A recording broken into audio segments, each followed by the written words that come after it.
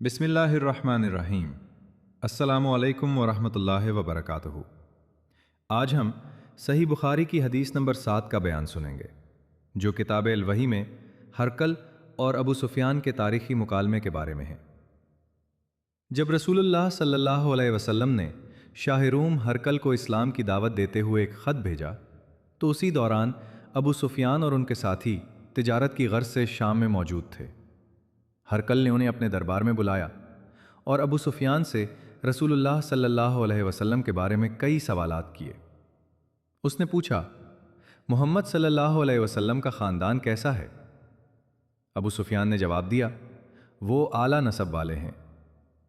اس نے پوچھا، کیا اس سے پہلے کسی نے نبوت کا دعویٰ کیا تھا؟ جواب ملا، نہیں۔ اس نے پوچھا، کیا آپ صلی اللہ علیہ وسلم نے نبوت سے پہلے کبھی جھوٹ بولا تھا؟ ابو سفیان نے کہا، نہیں۔ اس نے پوچھا، آپ صلی اللہ علیہ وسلم کے پیروکار کون لوگ ہیں؟ جواب ملا، زیادہ تر کمزور اور عام لوگ۔ اس نے پوچھا، کیا آپ کے ساتھی بڑھ رہے ہیں یا کم ہو رہے ہیں؟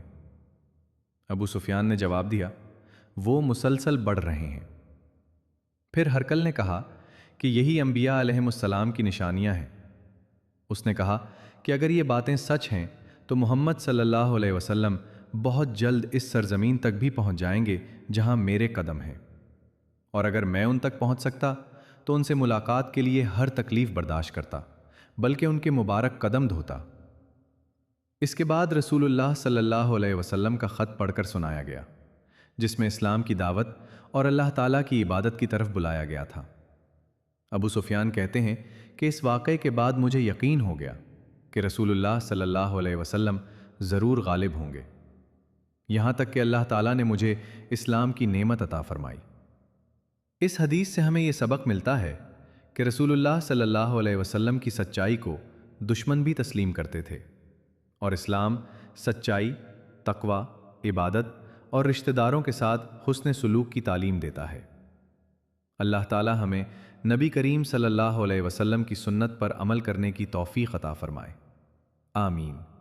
والسلام علیکم ورحمۃ اللہ وبرکاتہ۔